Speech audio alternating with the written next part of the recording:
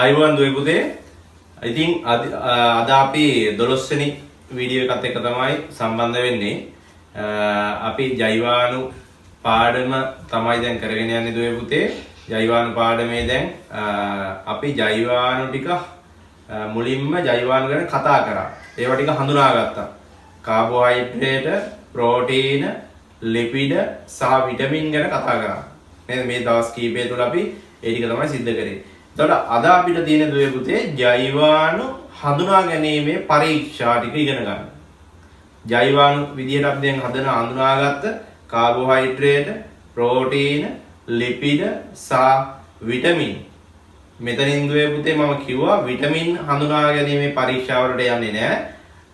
කාබෝහයිඩ්‍රේට, ප්‍රෝටීන සහ ලිපිඩ හඳුනා ගැනීමේ පරීක්ෂා ඉගෙන ගන්න තමයි අපි යන්නේ.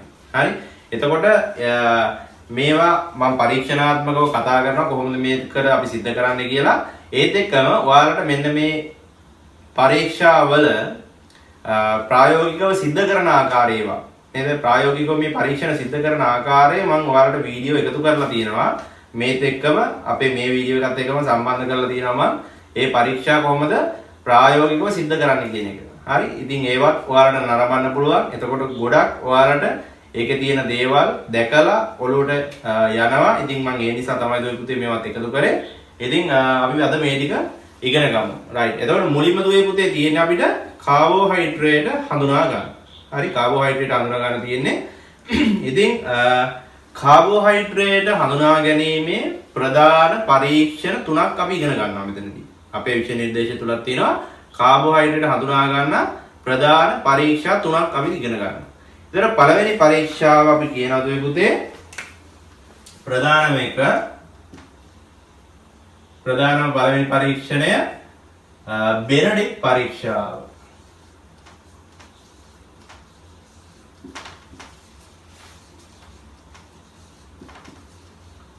බෙනඩික් පරීක්ෂණ නැත්නම් බෙනඩික් පරීක්ෂණය කියලා අපි කියනවා.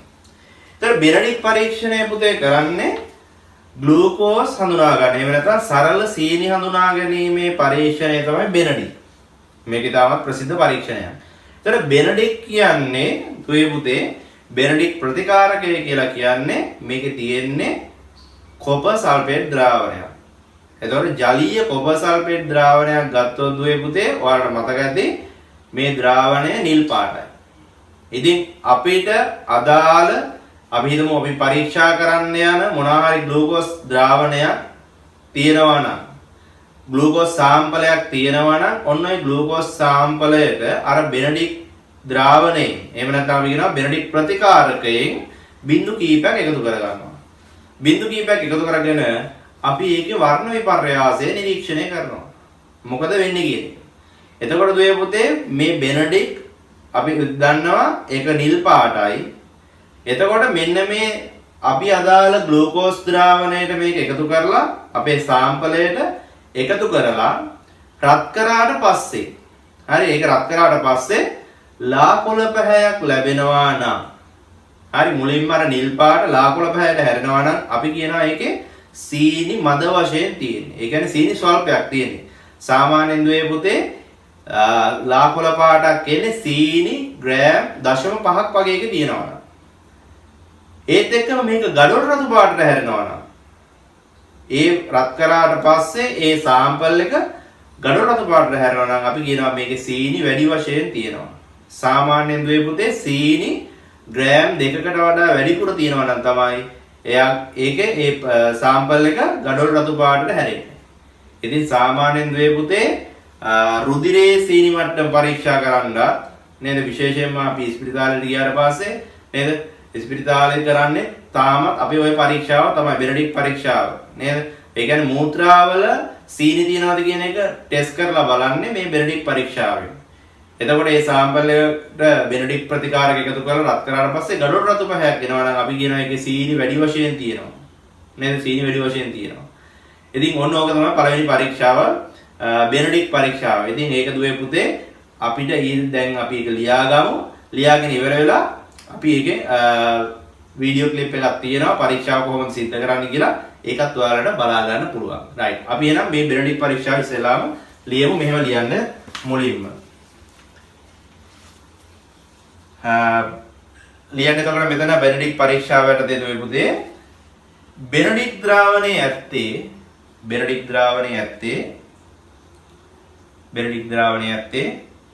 ජලීය කොප සල්ෆේට් වන අතර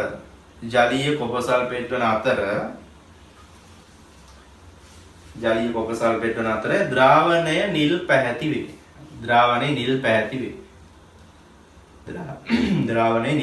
වේ. එයින් බිඳු කීපයක්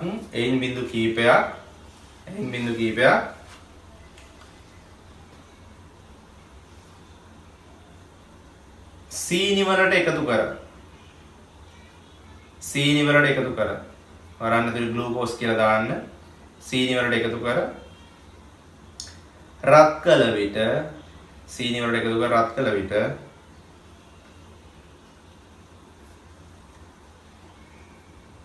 ලා කොළ පැහැයක් ලැබෙන්නේ නම්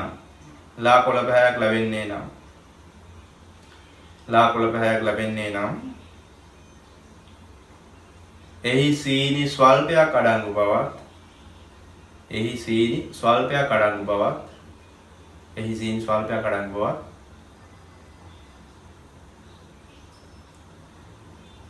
ගඩොල් රතු පැහැයක් ලැබෙන්නේ නම්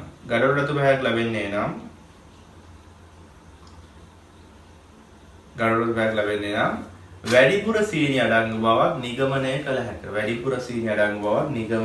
හැක.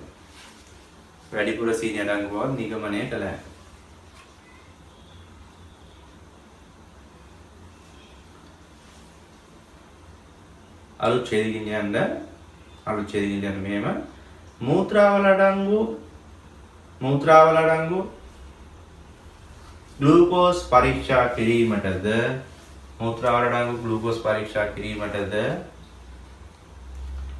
මෙම පරීක්ෂාව යොදා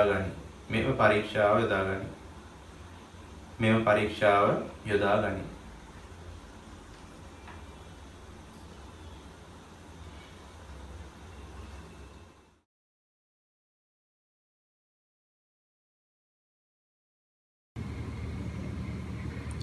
We are going to perform the Benedict test. The apparatus used for this test are test tubes, test tube stand, a test tube holder, measuring cylinder, and a beaker containing the sample. The reagent used for this test is Benedict's reagent. Take a test tube and hold it firmly with a test tube holder.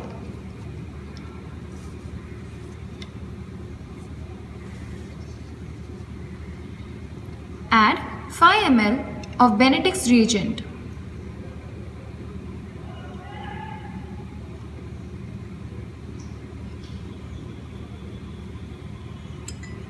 Add 8 drops of the sample.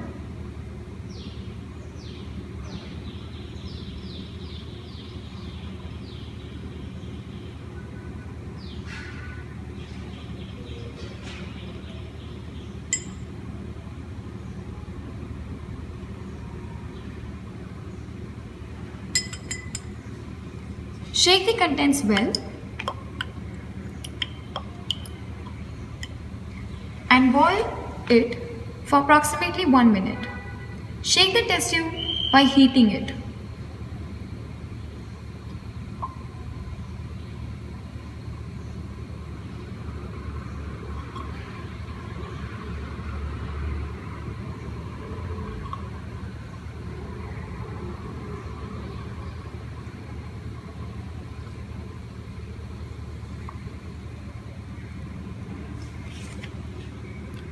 There is a formation of a color change which indicates the positive Benedict test.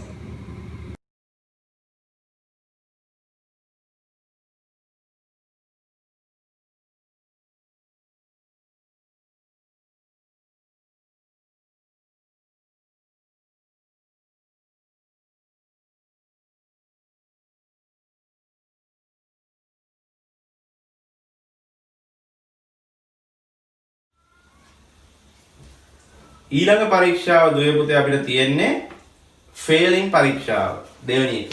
හරි? ඒතර දෙවෙනි එක ෆේලින් පරීක්ෂාව.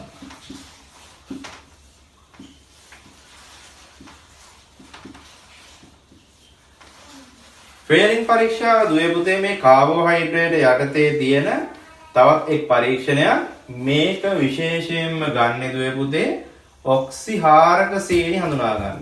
නේද? ඔක්සිහාරක සීනි පරීක්ෂා කරන තමයි මේක ගන්න. හරි? එතකොට මෙන්න මේ ෆේලින් ප්‍රතිකාරකයේ තුල තියෙන්නේ කොපර් සල්ෆේට් ද්‍රාවණයක්ම තමයි. ඒ කියන්නේ මේක මොන පාටද දුවේ පුතේ? මේක ඇවිල්ලා නිල් පාටයි. නේද? කොපර් සල්ෆේට් නම් නිල් පාටයි. දැන් මේක මෙන්න මේ ෆේලින් ප්‍රතිකාරකය එහෙම නැත්නම් කොපර් සල්ෆේට් ද්‍රාවණය අපේ අදාළ ඔක්සිහාරක සීනි වලට එකතු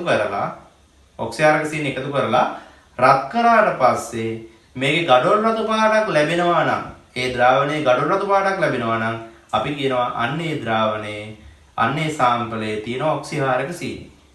දැන් ඔයාලට පොඩි ප්‍රශ්නයක් තියෙනවා ඔක්සිහාරක සීනි කියන්නේ මොනවාද කියන එක. ඔක්සිහාරක සීනි කියන්නේ දුවේ පුතේ මෙහෙමයි. මෙන්න මේක මෙතනදී සුක්‍රෝස් කියන එක. සුක්‍රෝස් කියන අපේ ඩයිසැකරයිඩය මෙන්න මේ පරීක්ෂාවට පිළිතුරු දෙන්නේ නැති එක්කෙනෙක්. ඒ කියන්නේ ඔක්සිහාරක සීනි සඳහා පිළිතුරු දෙන්නේ නැහැ. හේතුව තමයි මෙන්න මේ සරලව කියන්නම් මේක. දැන් මෙන්න මේ ෆේලින් ප්‍රතිකාරකේ උත්තර දෙන්නේ දුවේ පුතේ ඇල්ඩිහයිඩ් කාණ්ඩයක් තියෙන සංයෝග වලට. ඇල්ඩිහයිඩ් කාණ්ඩයක් තියෙන සංයෝග වලට. දැන් මේක මේ උත්තර දෙන්නේ නැහැ කියන එක පැහැදිලි කරන්න අපිට මේ ප්‍රතික්‍රියාව යාන්ත්‍රණයෙන් තමයි ඒක පැහැදිලි කරන්නේ. යාන්ත්‍රණය. දැන් අපේ සිලබස් එක තුළ යාන්ත්‍රණය නේ අපිට මතක තියාගන්න විතරයි ඕන. මේකට ෆේලින් පරීක්ෂාව කරන ඔක්සිහාරක සීනි හඳුනා ගන්න. එතකොට සුක්‍රෝස් කියන එක මේකට උත්තර දෙන්නේ නැති එක්කෙනෙක් කියලා. ඇයි සුක්‍රෝස් උත්තර දෙන්නේ නැත්තේ? එතකොට සුක්‍රෝස් වල ඇල්ඩිහයිඩ් කාණ්ඩයක් නැහැ. දැන් සුක්‍රෝස් හැදිලා තියෙන දුවේ පුතේ ඔයාලා දන්නවනේ. මම ඒක පොඩ්ඩක් වරන් නිකන් අමතක දෙයක් විදිහට මතක තියාගන්න මෙහෙම පැහැදිලි කරන්න. සුක්‍රෝස් හැදිලා තියෙන්නේ ඇල්ෆා ග්ලූකෝසුයි බීටා ෆ්‍රක්ටෝසුයි නේ. මතකද තියෙන්නේ බීටා ෆ්‍රක්ටෝස්. දැන් මේ ඇල්ෆා ග්ලූකෝසුයි බීටා ෆ්‍රක්ටෝසුයි එකතු වෙනකොට මෙහෙම එකක් වෙනවා නේද? ඇල්ෆා ග්ලූකෝස් වල තියෙන OH එක යටින් තියෙන්නේ. එතකොට බීටා ෆ්‍රක්ටෝස් ගත්තොත්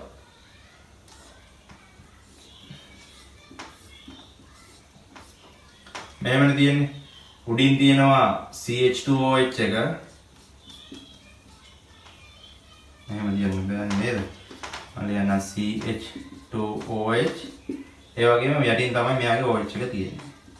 එතකොට මෙන්න මෙතනනේ දුවේ පුතේ ඇල්ඩිහයිඩ් කාණ්ඩය තියෙන්නේ මෙයාගේ. මෙතන මේ OH එකනේ වැදෙන්නේ. යටනේ OH තියෙන්නේ. එතකොට මෙන්න මෙයා මේ දෙන්න තමයි මෙතන එකතු වෙන්නේ. ඇල්ඩිහයිඩ් කාණ්ඩය තියෙන්නේ මෙයාගේ මෙන්න මේ පළවෙනි කාබන් එකත් එක්ක සම්බන්ධ වෙලා තියෙන්නේ. මෙන්න මෙතන තමයි ඇල්ඩිහයිඩ් කාණ්ඩය තියෙන්නේ. COH එක. දැන් මේ දෙන්න මෙහෙම බැඳුනම මෙතන තියෙන මේ OH නිදහස් වෙන්නේ නැහනේ. මෙතන තියෙන ඇල්ඩිහයිඩ් කාණ්ඩයක් නැතුව යනවා. ඕනෝම බැඳලා තියෙන්නේ. එතකොට මෙතන දැන් තියෙන මෙයාට ඇල්ඩිහයිඩ් කියන සංයෝගයක් මේකේ නැහැ. නේද? මෙතන තිබ්බ මේ ඇල්ඩිහයිඩ් කාණ්ඩය තියෙන්නේ මෙන්න මේ පළවෙනි කාබන් මත තියෙන්නේ. එතකොට මේ පළවෙනි කාබන් මත තියෙන ඇල්ඩිහයිඩ් කාණ්ඩය දැන් මේ සංයෝගයේ බැඳීම නිසා නැතුව යනවා. ඉතින් අන්න ඒක නිසා තමයි මේකට උත්තර දෙන්නේ නැත්තේ. දැන් උදාහරණයක් ගන්නකො මෝල්ටෝස් ගන්නකො.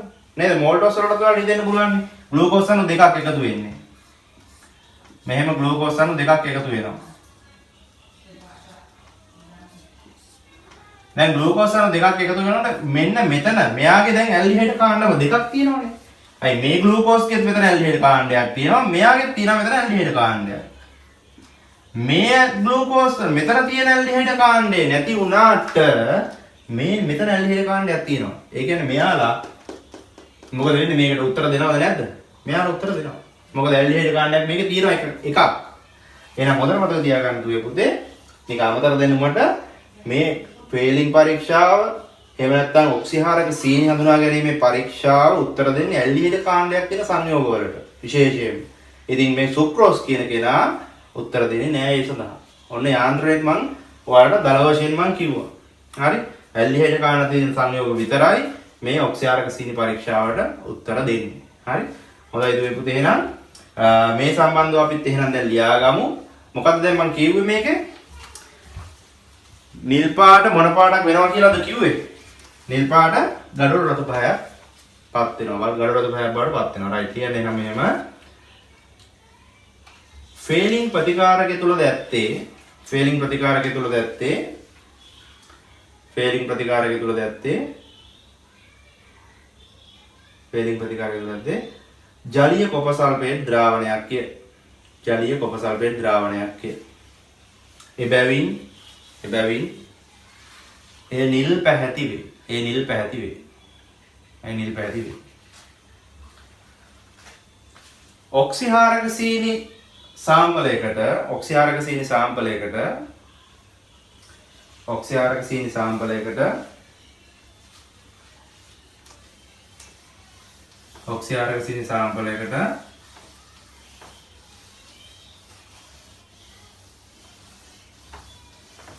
ෆේලින් ප්‍රතිකාරක එකතු කළ ෆේලින් ප්‍රතිකාරක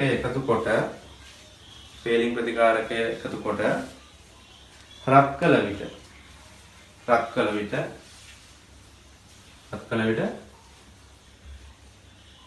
ගඩොල් රතු පැහැයක් ලබා දී.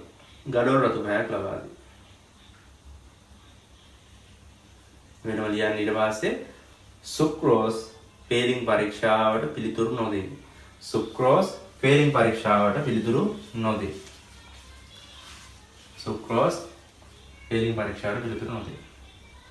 right. දැන් බලන්න දුවේ පුතේ මේ සම්බන්ධව මම එකතු කරලා තියෙන වීඩියෝ එක. එතකොට ඔයාලට පුළුවන් මේක ප්‍රායෝගිකව කොහොමද වෙන්නේ කියන එකත් වර්ණ විපර්යාසය වෙන හැටි ඔයාලට පැහැදිලි කරගන්න. හොඳයි. Feelings test, testing for aldehydes and reducing sugars. Attention! Copper sulfate can cause severe irritation of the skin and eyes. It is very toxic to aquatic life and may cause long-term adverse effects in the aquatic environment. Sodium hydroxide can cause severe chemical burns. I don't take any responsibility for damage done to persons or property caused by the recreation of this experiment.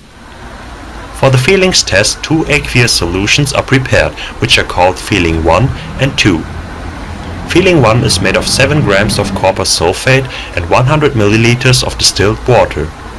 Feeling 2 is made of 35 grams of potassium sodium tartrate, 10 grams of sodium hydroxide and 100 milliliters of distilled water. For the test, both solutions are mixed so the copper and the tartrate ions react to form a deep blue complex. The volumetric mixing ratio is 1:1. The copper ion in the complex is easily reduced by many reducing compounds. Commonly, the feelings reagent is used to test for reducing sugars.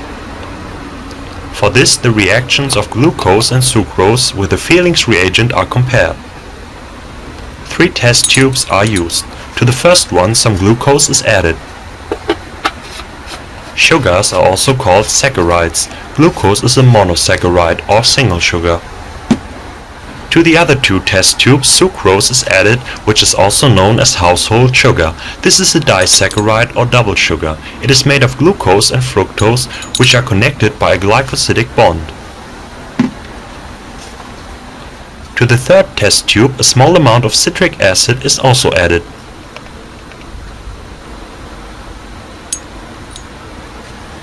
Then all samples are dissolved in some distilled water. Next, a beaker is filled with boiling hot water and the test tube containing the sucrose and citric acid is heated for a minimum of 2 to 3 minutes. Then the sample can be removed from the water bath. When it has cooled down, the feelings reagent is added.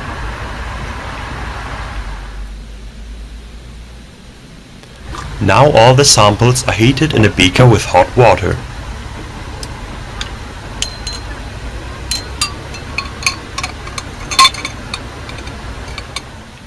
A positive result is indicated by a precipitate of copper 1 oxide that can exhibit different colors.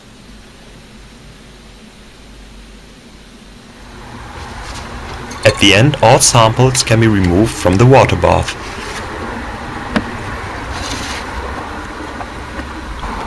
Glucose gives a positive result because it has an aldehyde group in its open chain form. That's why this reaction can also be used to test for aldehydes.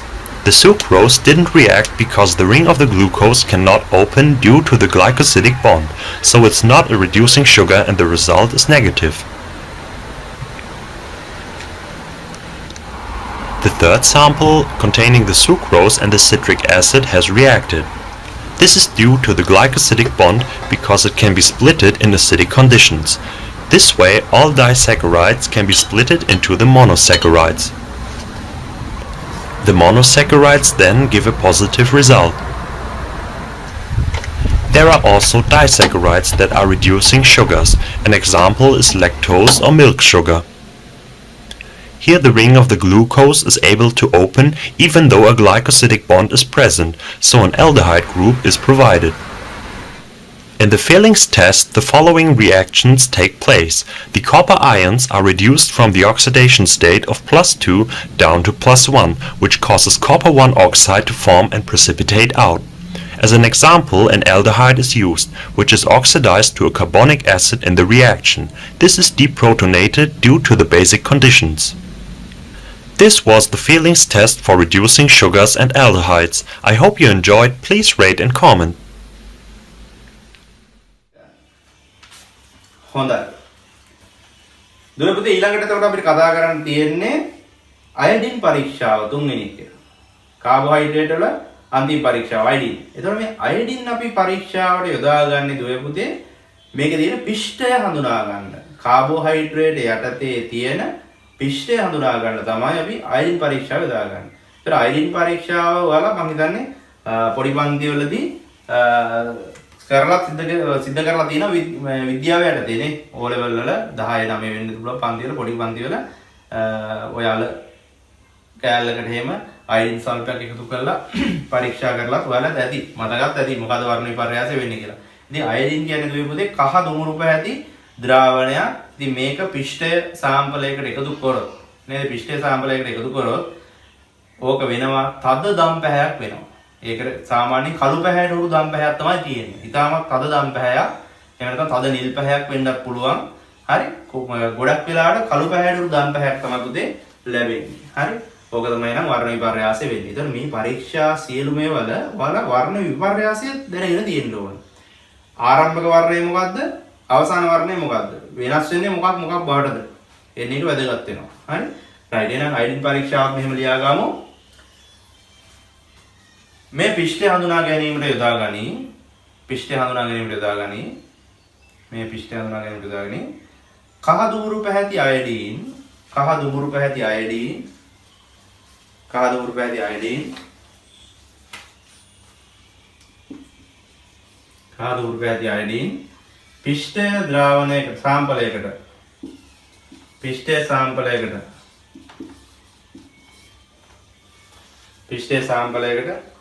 එකතු කළ විට තද දම් පැහැයක් ලබා දේ. තද දම් පැහැයක් ලබා දේ. හරි. එහෙනම් දුවේ පුතේ බලන්න ඔය සම්බන්ධවත් මම එකතු කරලා තියෙනවා පොඩි වීඩියෝ ක්ලිප් එකක්. ඒකත් බලන්න ඔයාලට අවබෝධයක් ගන්න පුළුවන්. රයිට් එක. An important which we consume in the form of starch. Starch is a high-calorie food that converts to sugar during digestion. Starch is also produced by all green plants as an energy store. Today we will conduct an experiment to test the presence of starch in potato, rice, sugar, and salt. For this, we will need iodine solution, which is yellow-brown in color. Note the change in the color of iodine as it is put on the rice and potato.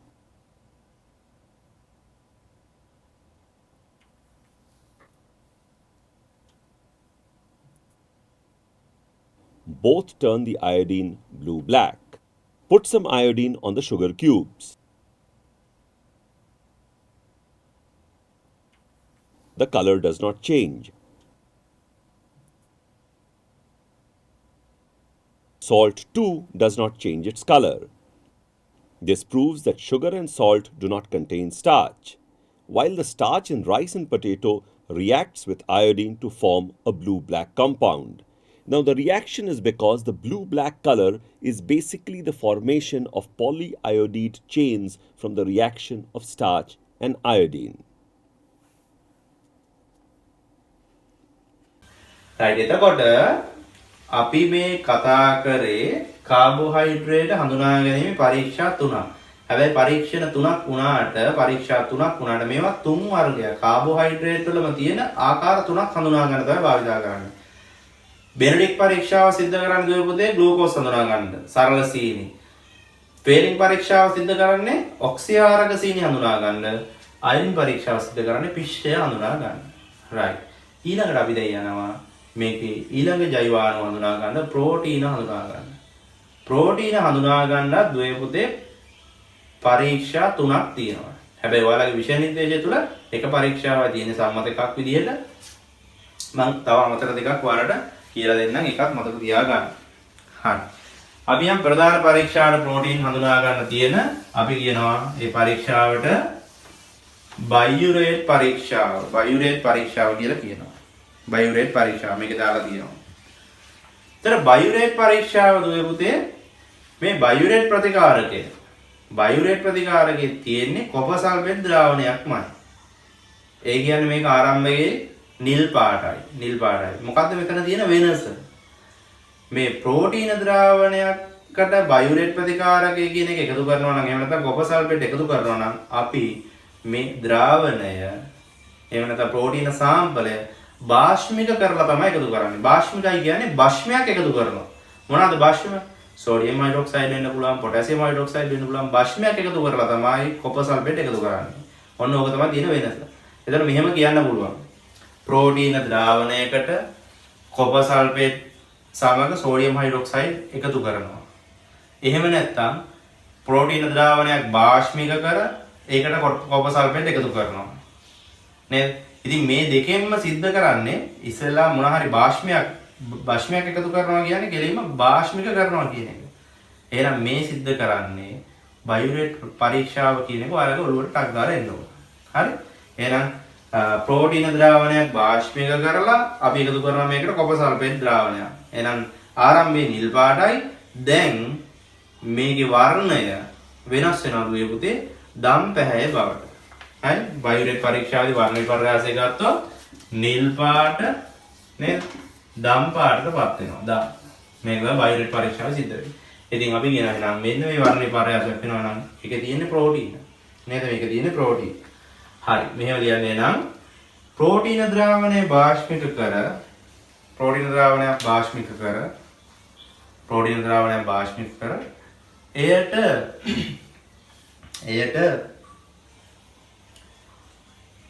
Copper sulphate ද්‍රාවණය බිංදු කීපයක් එකතු කළ විට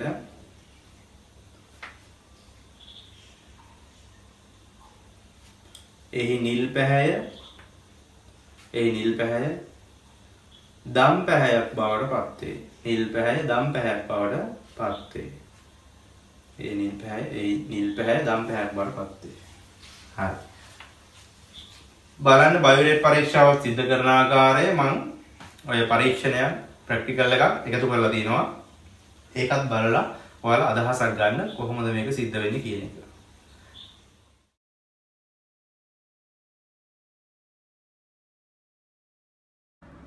We will add 2 cm cube of egg white solution into a test tube. We will use the dropper to measure 2 cm cube of egg white solution.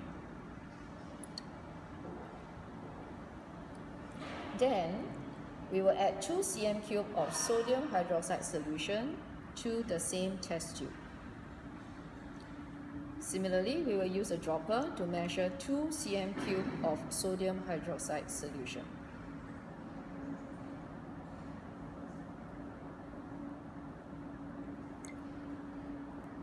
Next, we shall shake the mixture.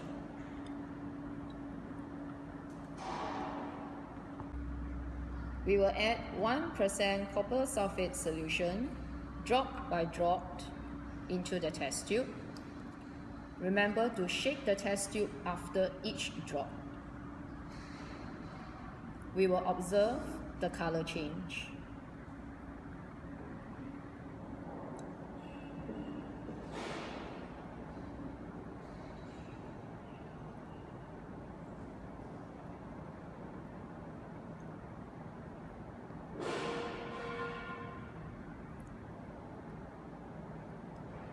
we observe that a violet coloration appears. This indicates the presence of proteins.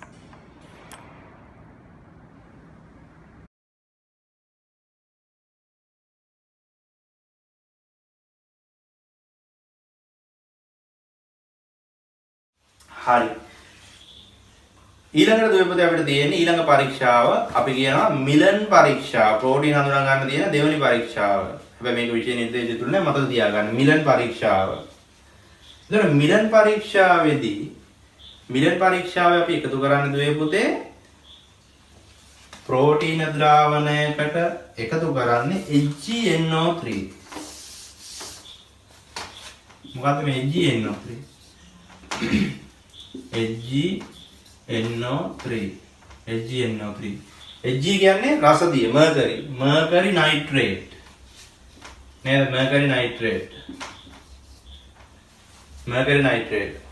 HgNO3 මෙන්න මේ ප්‍රෝටීන ද්‍රාවණයකට HgNO3 එකතු කරාට පස්සේ මෙන්න මේකේ ලැබෙනවා දුවේ පුතේ සුදු පාට අවක්ෂේපයක් ලැබෙනවා ඒ වගේම තමයි මේ එකතු කරායින් පස්සේ මේ HgNO3 ප්‍රෝටීන ද්‍රාවණයකට මේක රත් කරනවා.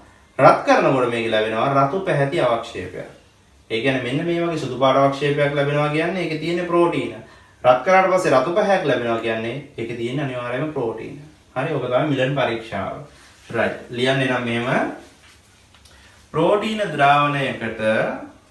ද්‍රාවණයකට මිලන් ප්‍රතිකාරකය මිලන් ඔකේ තියෙනවා නේද නෝට් එකේ මිලන් ප්‍රතිකාරකය එකතු කළ විට මිලන් ප්‍රතිකාරකේ වරහන් ඇතුළේ දාන්න HgNO3 කියන එක HgNO3 mercury nitrate මිලන් ප්‍රතිකාරකේ එකතු කළ විට සුදු පැහැති අවක්ෂේපයකුත් රත් කළ විට රතු පැහැති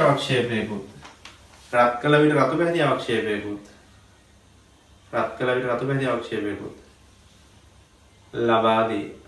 ලබා දී නැත්නම් ලැබේ බලන්න දුවේ පුතේ ඒ සම්බන්ධවත් එකතු කරලා තියෙන වීඩියෝ ක්ලිප් එක කොහොමද කියලා ඒ පරීක්ෂාව සිද්ධ වෙන ආකාරය හොඳට නිරීක්ෂණය කරන්න ඔයාලා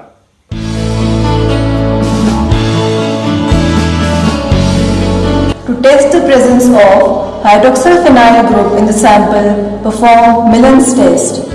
Take 3 ml of protein solution in a test tube.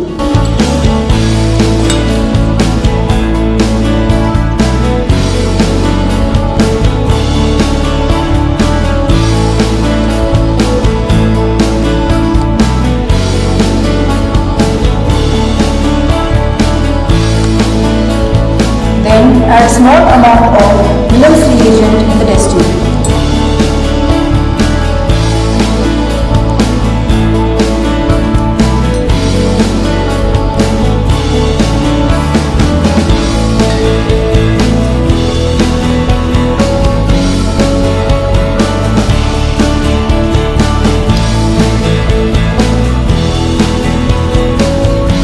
Then boil the solution for 1 minute.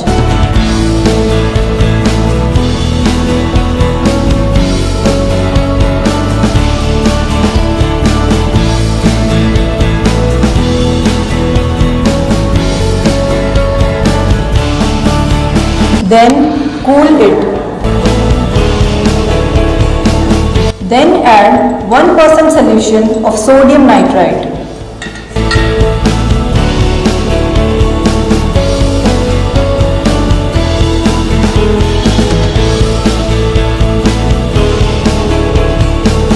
And warm gently.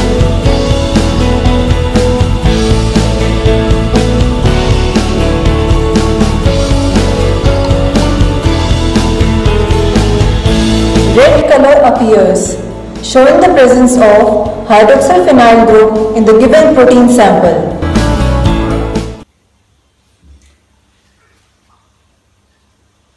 හරි. ඊළඟ එක ප්‍රෝටීන පරීක්ෂාවේදී නම් මේක කියන අපි කියනවා ස්ත්‍රැන්ත ප්‍රෝටීන පරීක්ෂාව. බලන්න. ස්ත්‍රැන්ත ප්‍රෝටීන ස්ත්‍රැන්ත ප්‍රෝටීන පරීක්ෂාව. ස්ත්‍රැන්ත ප්‍රෝටීන පරීක්ෂාව කියලා අපි කියනවා මේක. ඒතර මේ ස්ත්‍රැන්ත ප්‍රෝටීන පරීක්ෂාවේදී අපි කරන්නේ දුවේ පුතේ මේකට එකතු කරනවා සාන්ද්‍ර නයිට්‍රික් අම්ලය.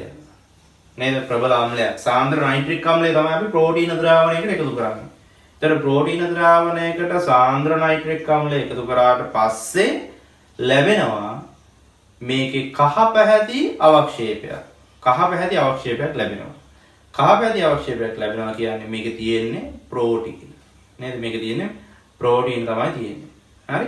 එහෙනම් ප්‍රෝටීන ද්‍රාවණයකට එකතු කරන්නේ සාන්ද්‍ර නයිට්‍රික් අම්ලය HNO3 නේද? නයිට්‍රික් අම්ලය ඔයාලා දන්නවා සූත්‍රේ. අපි ඊට කලින් හම්බුලා තියෙනවා නයිට්‍රික් නේද? HNO3 සාන්ද්‍ර නයිට්‍රික් අම්ලය එකතු කරනවා. එහෙනම් එකතු කරාට පස්සේ ලැබෙනවා කහ පැහැති අවක්ෂේපයක්. ඒ වගේම තමයි මේ සඳහා දැන් සාන්ද්‍ර නයිට්‍රික් අම්ලය නැත්තම් ලැබ් එකේ. නේද? පරීක්ෂාගාරයේ සාන්ද්‍ර නයිට්‍රික් අම්ලය නැත්තම් තනුක එක ගන්න පුළුවන්. තනුක එක කියන්නේ සාන්ද්‍රයකට වඩා ටිකක් සැර අඩු එක. තනුක කරලා තියෙන්නේ ජලය එකතු කරලා තියෙන්නේ.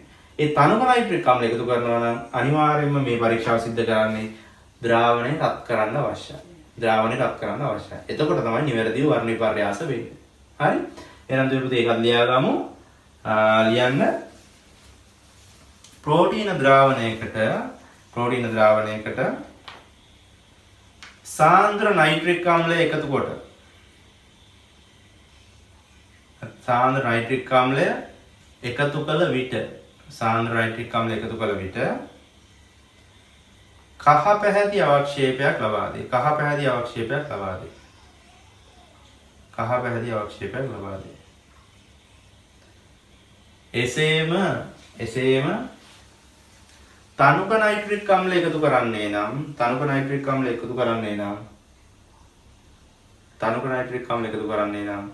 රත් කළ යුතුය. මේ තමයි නයිට්‍රික් අම්ලය. තන් නැති අය පැත්තකින් මේ සංයෝග ලියා ගන්න. හරි. ඊළඟ එක අපිට තියෙන දැන් ආයතන සම්බන්ධ දුවේ පුතේ ඒකේ වීඩියෝ ක්ලිප් එකක් මම එකතු කරලා තියෙනවා. ඒකත් බලන්න ඔයාලා. නේද? මේ ස්වයං ප්‍රෝටීන පරීක්ෂාවෙත් මම වීඩියෝ ක්ලිප් එකක් එකතු කරලා තියෙනවා. ඒකත් බලලා අදහසක් ගන්න. Aim to detect presence of proteins by xanthoprotease test.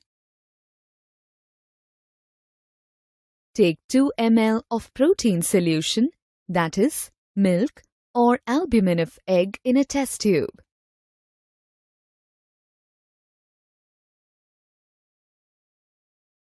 Add 1 ml of concentrated HNO3 solution.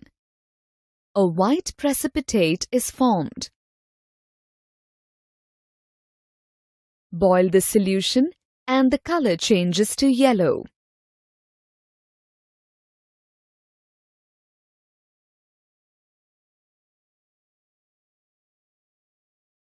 After solution attains normal temperature, add 2 ml of 20% NaOH to make it alkaline. Now the color changes to orange, indicating the presence of proteins.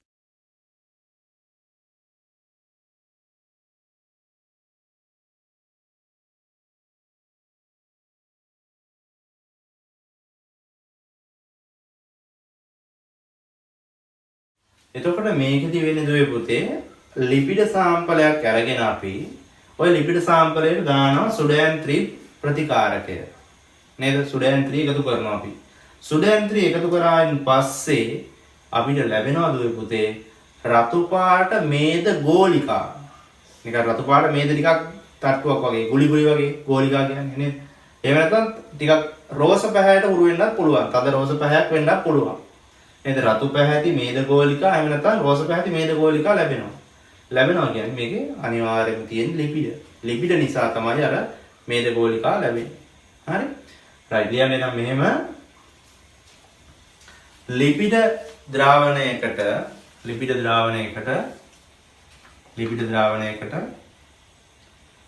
සුඩෑන් 3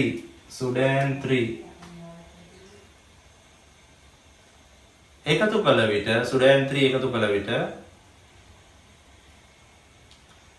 රතු පැහැති වරන් දාන තද රෝස පැහැති කියලා රතු පැහැති මේද ගෝලිකා දක්නට ලැබේ. මේද ගෝලිකාව දක්නට ලැබේ. රතු පැහැති මේද ගෝලිකාව දක්නට ලැබේ. right. ඊට අමතරව දුවේ පුතේ පොඩ්ඩක් අහගන්න. ඒතකොට ඕකේ පරීක්ෂාව තියෙනවා අපි බලමු. ඒකත් බලලා ඉන්නකෝ දැන්. Our next test is going to be the Sudan 3 test. So we're testing for the presence of lipids in our McMush. So if you notice, I have a beaker of water. I'm going to take my Sudan 3, and when I put it into the water, let me move this around so you can see it. When I put it into the water, the Sudan 3 dissolves in the water. You can't really see it anymore. The water is turning slightly pink just because I put so much in it. But when I go to put this in some oil, so I'm going to take a couple pipettes of oil into my test tube. When I put the Sudan 3 into the oil, it stays on top and it will eventually slowly dissolve through. You can kind of see it starting to dissolve in there, but it stays pink. So we're going to see what happens when we do the same test with our McMush. So I'm going to take a couple pipettes of my McMush here.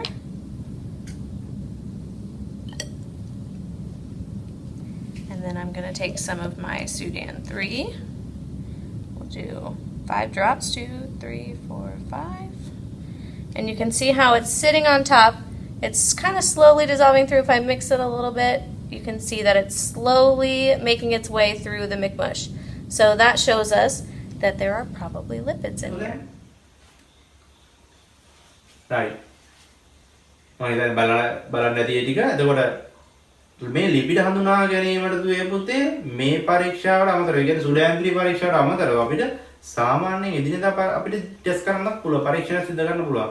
දැන් ඔය කඩදාසියක් අරගෙන නේද? කඩදාසියක සුදු පාට කඩදාසියක තෙල් ටිකක් දැවරුනොත් මොකද වෙන්නේ දුවේ පුතේ? අර වියලි නොයන පාරදෘශ්‍ය පැල්ලමක් කියලා කියනවා අපි ඒක. ඒ තෙල් පාර කොච්චර වේලුණත් ඒක තෙල් පාර පේනවනේ හොඳට. නේද? කොච්චර වේලුණත් තෙල් පාර පේනවා ඒක. එහෙනම් වියලි නොයන පාරදෘශ්‍ය පැල්ලමක් දක්නට ලැබෙනවා. ඉතින් ඒක සරල පරීක්ෂණයක්. ඒක තෙල් තියනවා කියන්නේ ඕනම එක. නේද? ඕනම එක තෙල් තියනවා කියන්නේ ගන්න පුළුවන් සරල පරීක්ෂණයක් තමයි ඒක. නේද? ලියන්න එකක් මෙහෙමත් එතන අලුත් ඡේදකින් ලියන්න. මීට අමතරව තෙල් හෝ මේදය හඳුනා ගැනීම සඳහා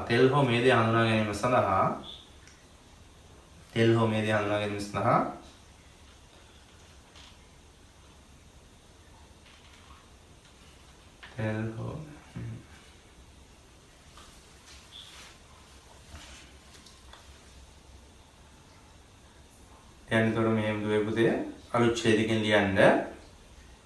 මීට අමතරව තෙල් හෝ මේද කඩදාසියක තැවරුණු විට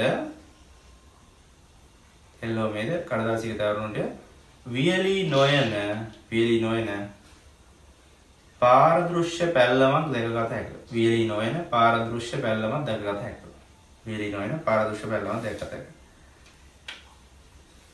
හරි. ඉතින් ඔන්න ඔය ටික තමයි දුවේ පුතේ හඳුනා ගන්න තියෙන පරීක්ෂා ටික. නේද?